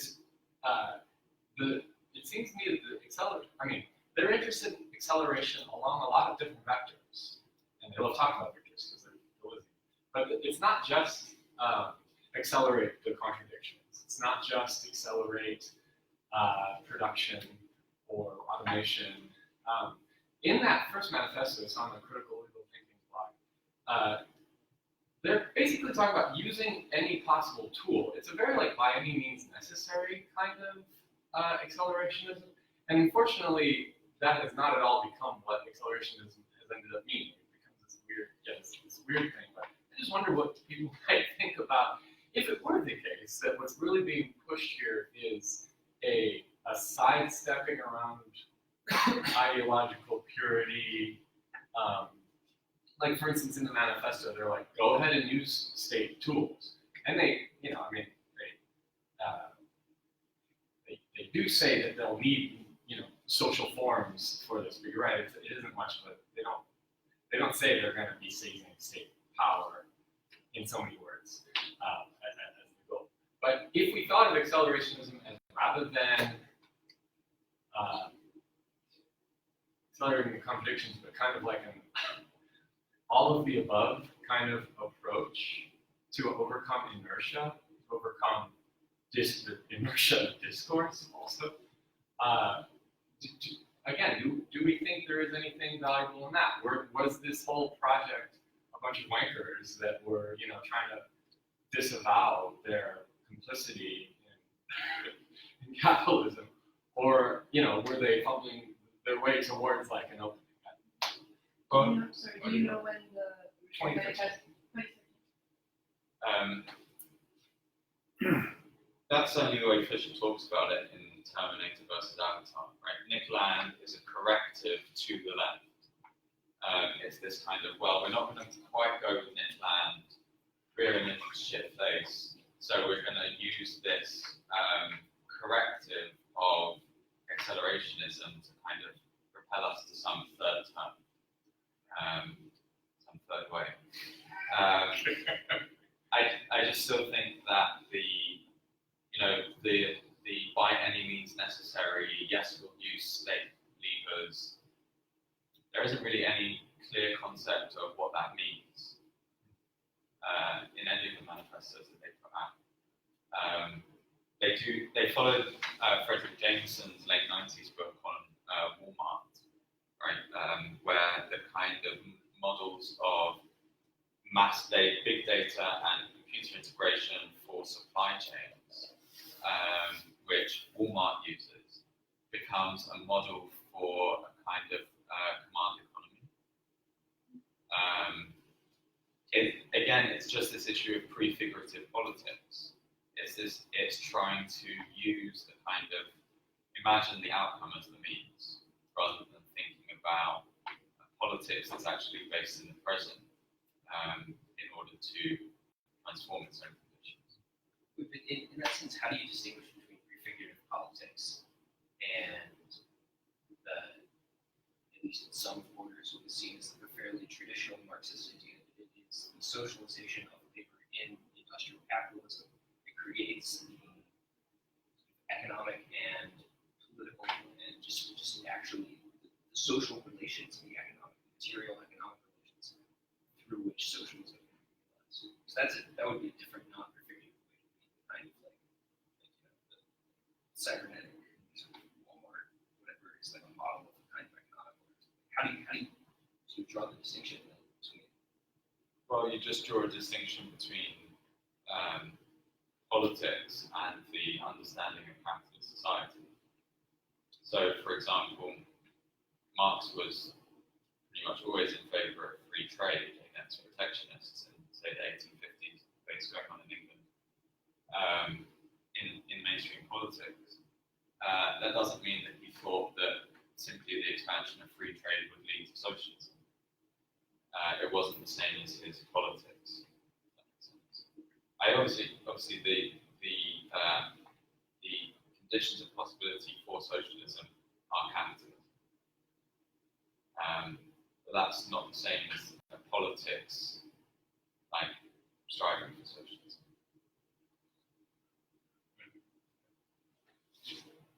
Thinking about what you said about how there's this kind of difficulty where like people's postmodernism breaks down and their Marxism breaks down, and what you get is this like there's no ideological purity, there's like no ideology that's going on. Thinking about how like accelerationism plays into that, where like if accelerationism is I don't want to say that it's a response to Marxism, but I mean obviously those thinkers are coming from that same, they're aware of that thought much, like very obviously they're aware of the postmodernists as well. That like it's this kind of impatience, you know, like to the dialectic itself, like where you know we have this teleology that says we're going to get somewhere. I mean that's definitely probably a pre-Marxist thought, but that, you know, using any tool possible to accelerate that, you know, we're not going to go from surpass to the synthesis itself, you know, without going from A to B, having that kind of dialogue. And I'm just thinking about Mark Fisher as well. In It Goes to My Life, he talks about accelerationism and like speed, like very very literally in any term by that, and that it's kind of you know I feel like I'm framing my point here, but you know, when you have all these different schools of thought that are tugging you apart, I mean, like there's a point where Marxism is difficult to you can't really use that analysis of class movements, class-based, because the line is so blurred between like proletarianism and where the bourgeoisie bourgeois is, like where those two,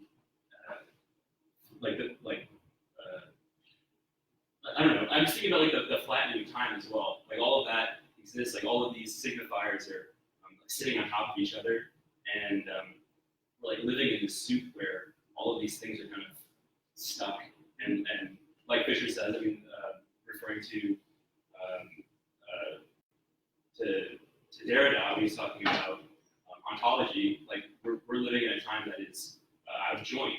Like the time is completely stuck, and you know, we're figuring out what to do, but like we are always juggling the ideologies, whether they are like Marxist or if they are, you know, if you're a Marxist and then you get interested in postmodernism, those things are opposed for various reasons. You can't keep ideological purity, and if you're an accelerationist, like you can't keep those ideological purity with anything else. And then of course, like we grow up under these very ruling class liberal bourgeois ideologies, and so there's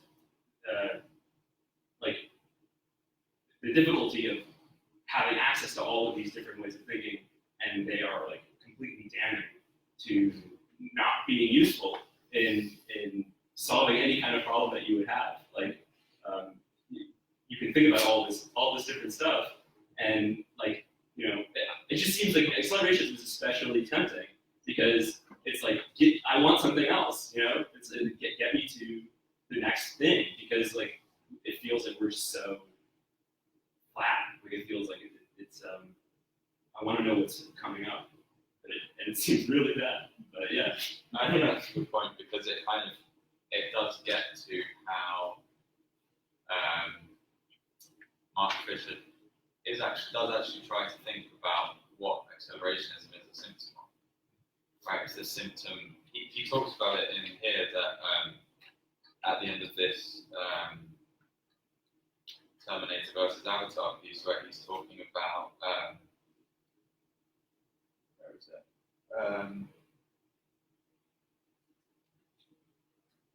If Nick Land's cyberfuturism can seem out of date, it's only because it's only in the same sense that jungle music and techno are out of date. Not because they've been superseded by new futurisms, but because the futurists such as succumb to retrospection. So this idea that the kind of accelerationism is a discontent with this kind of endless cultural malaise of the 90s. And I think that's a good point. I think you know, the way I would frame this is the death of Marxism, right? The death of the left is the condition for the ideological incoherence of the 20th century, and that is really what I mean, it's kind of oblique getting at it with Mark Fisher, because he's actually quite a weak symptom of this, but in a way he does kind of tie all this stuff together, because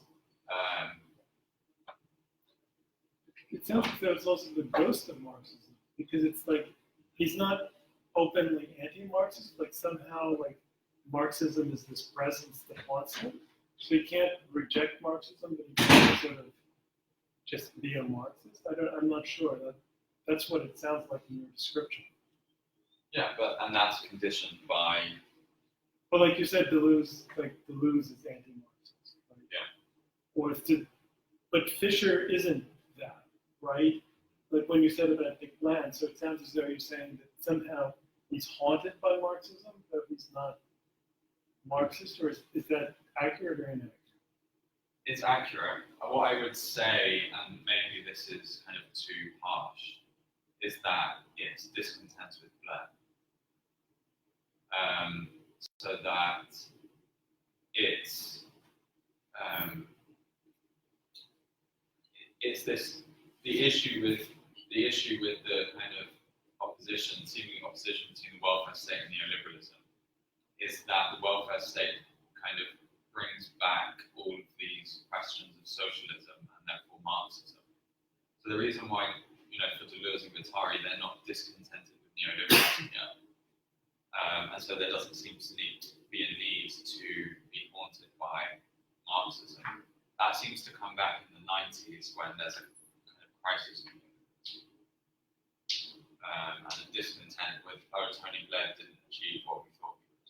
He actually destroyed the welfare state. Now we need to become Marxists again. Yeah, I was thinking about the opposition between postmodernism and Marxism. And it seems to me that, I mean, one sort of nuance to that is that, Deleuze and Guattari and Derrida, they were all anti-Marxist, but they weren't anti-Marx.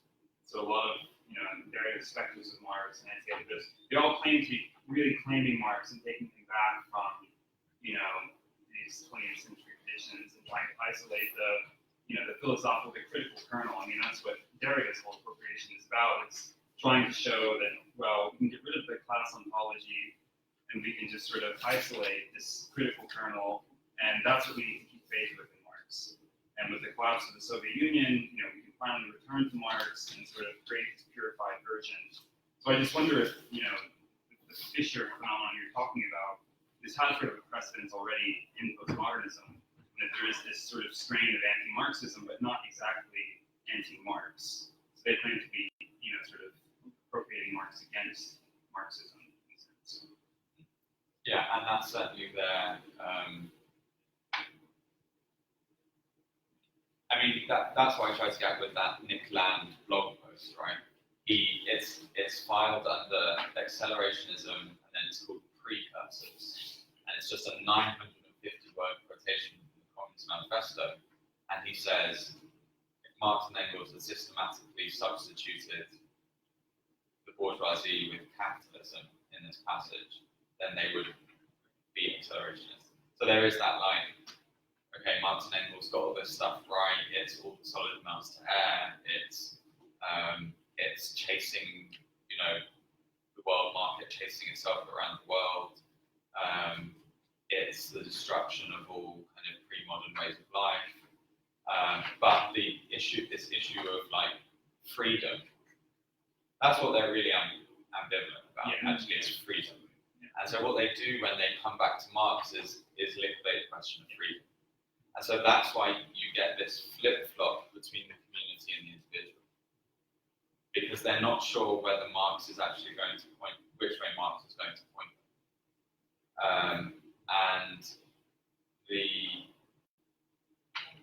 So it becomes this like accelerate the contradiction, destroy everything.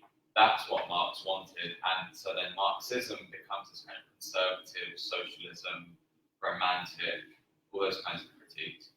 And on the other hand, you get this kind of, the Gillian Rose line, what she points out about the other way that it can go, which is we've given up on communism only to fall deeper in love with the community.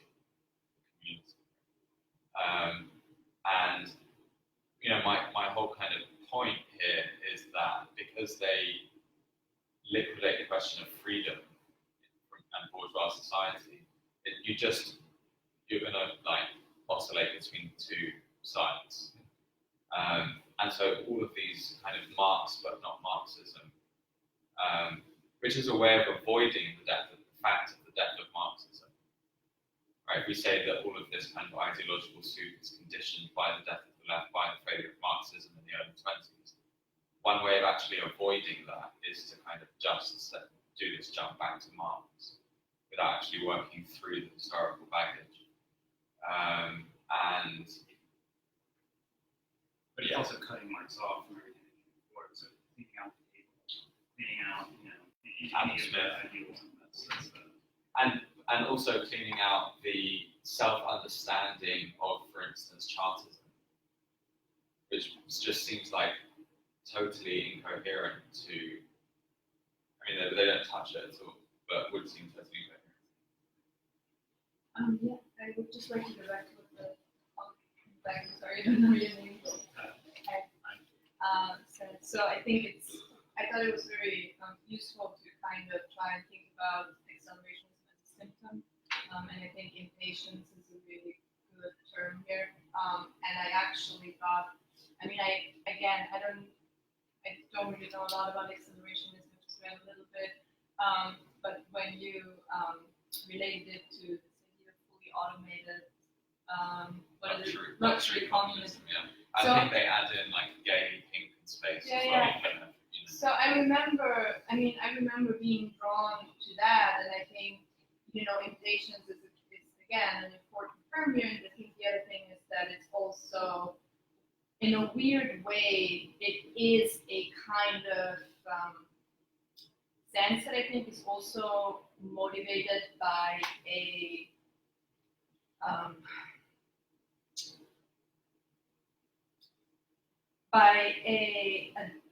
dissatisfaction with whatever is out there that calls itself left, right? So it's a very concrete stance against a sort of leftist understanding that understands itself as, kind of, I don't know, environmentalism and less production, and let's start to grow locally again, and so on and so forth, and the kind of emancipatory vision as basically a return to a village, maybe with electric cars, but still a village, right? And against that, it kind of actually rescues also something, and in that sense, I guess it can be also interpreted as like a sort of wish to return to like Marx's like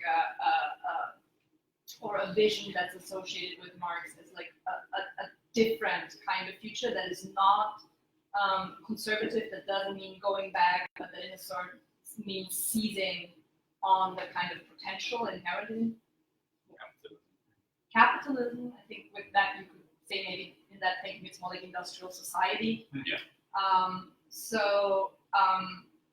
And so in that sense, and and I mean obviously it really speaks to the political frustration, because what is it that you kind of want to accelerate through, right? You want to kind of accelerate through whatever you imagine political process is necessary or stands in the way of getting there. And I think it goes back to the question, was there ever a revolutionary force out of the capitalism in history? Right? It's a kind of attempt to really seize capitalism as the revolutionary force in history and kind of ride it through. I think there is something valuable there in that kind of attempt to reposit capitalism as revolutionary. What it misses is, I'm just listening to what you were just saying. I was thinking of this kind of this Benjamin quotation, the retrogression of society, and the issue of 1848 and dialectics at standstill, and this way in which actually what's revolutionary is society. And again, that's what they kind of leave out. And it's society which is kind of reproducing and undermining itself in capitalism. Or capitalism is the reproduction and undermining of society. And that this issue of the state managing society and kind of trying to manage this stasis through kind of democracy is what leads to that sense of frustration and the simultaneous sense of living in a conservative society and a radical society. A society which is totally and utterly destructive and endlessly creating new forms of new possibilities, but is also like undermining, pointing backwards, seeming to be ancient society all over again. And in all of these kinds of returns to Marx that they kind of follow from postmodernists, that issue of 1848 is missing. It becomes about capital. I mean, they talk about capital in this kind of quite mysterious way. I think it kind of misses what Marx was getting at. Overall, it just seems accelerationism is like extremely libidinal and latching on to sort of libido and catharsis as the main engine of politics, rather than recognizing that maybe revolution is boring, change is difficult. It's sort of Marx as a cool underdog. There's cultural capital and sort of attaching Marx into whatever sort of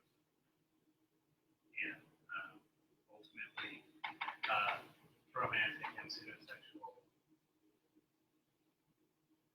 social ideation.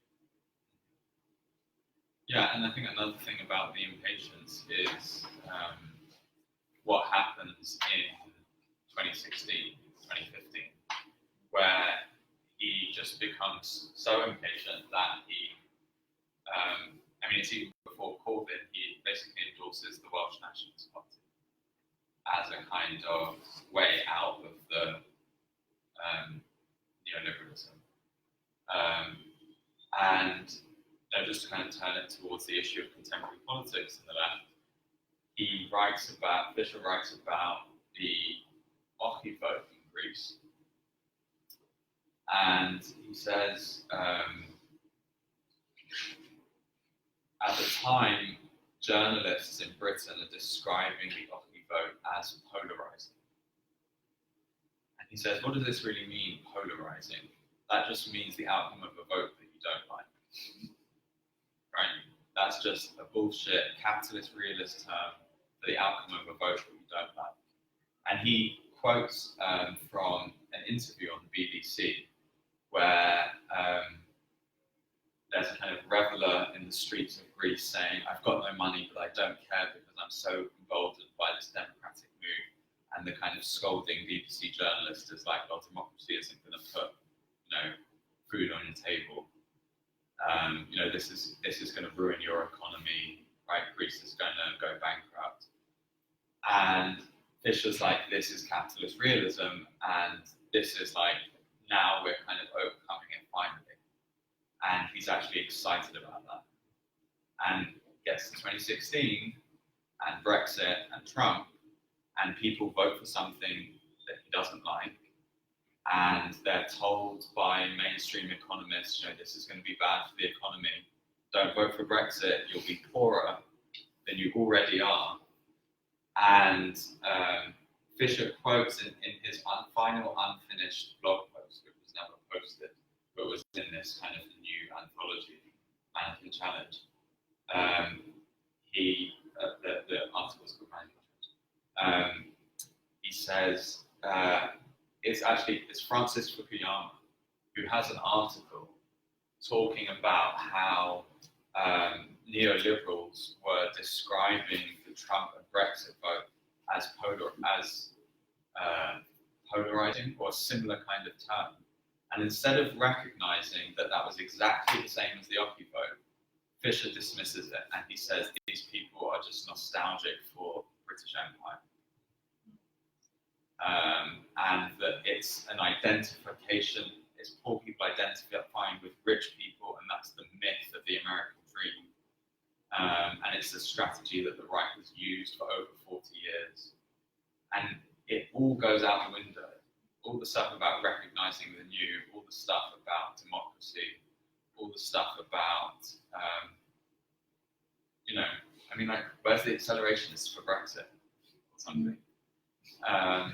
Right, it doesn't exist because actually it's just a form of left laborism that had a kind of theoretical work.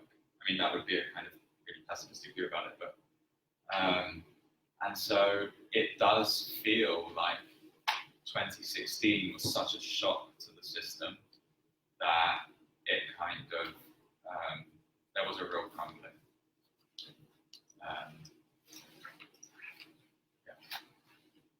So on that rather dour note. Thank you. Sorry.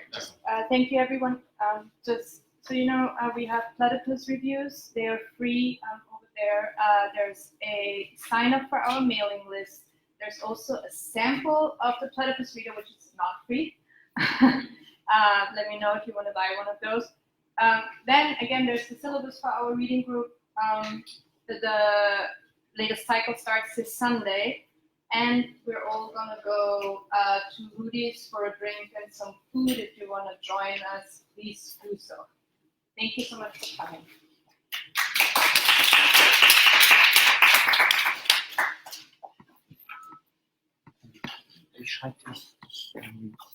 I'm now doing this bourgeois things, playing social fancy. Und wenn ich fertig bin, dann schreibe ich